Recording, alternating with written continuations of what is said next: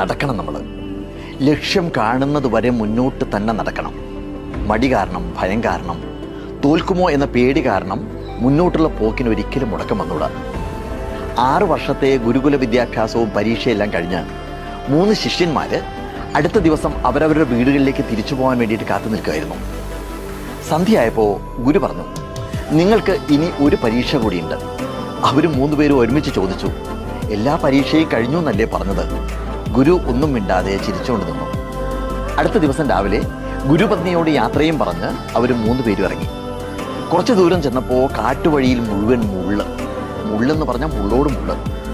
ഒന്നാമത്തവൻ അതും ചവിട്ടി അങ്ങ് നടന്നുപോയി. അവൻ്റെ കാലിൽ മുള്ളുകൾ കുത്തിക്കയറി ചോര വാർന്നൊലിക്കാൻ തുടങ്ങി. മുറിവേറ്റ കാലും കൊണ്ട് ഇനിയും മുന്നോട്ട് നടക്കാൻ സാധിക്കാതെ അവൻ അവിടെ തന്നെ കുത്തിയിരുന്നു. രണ്ടാമത്തവൻ ആ വഴി തന്നെ ഉപേക്ഷിച്ച് കാടിനകത്തേക്ക് മറ്റൊരു വഴിയും തേടിപ്പോയി. കുറെ കഴിഞ്ഞപ്പോൾ അവനും തിരിച്ചു വന്നു. മൂന്നാമത്തവൻ ആ വഴിയിലുള്ള മുള്ളെല്ലാം ഒരു വടി കൊണ്ട് കോരി മാറ്റി ആ വഴിയെ തന്നെ ശുദ്ധമാക്കി അതിലൂടെ നടന്നുപോയി. അപ്പുറത്തെ മരത്തിൻ്റെ മറവിൽ ഒളിച്ചിരുന്ന ഗുരു ചിരിച്ചുകൊണ്ട് പുറത്തേക്ക് വന്നു.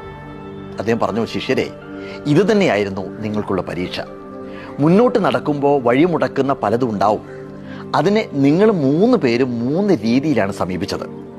അവയെ എടുത്തു മാറ്റി ഇനിയും വരാനുള്ളവർക്ക് കൂടി വഴിയൊരുക്കി നടക്കാൻ മനസ്സ് കാണിച്ച മൂന്നാമൻ്റെ ആ മനോഭാവം ഉണ്ടല്ലോ, അതിന് തന്നെയാണ് 1-ാം സ്ഥാനം. ഇതാണ് കഥ.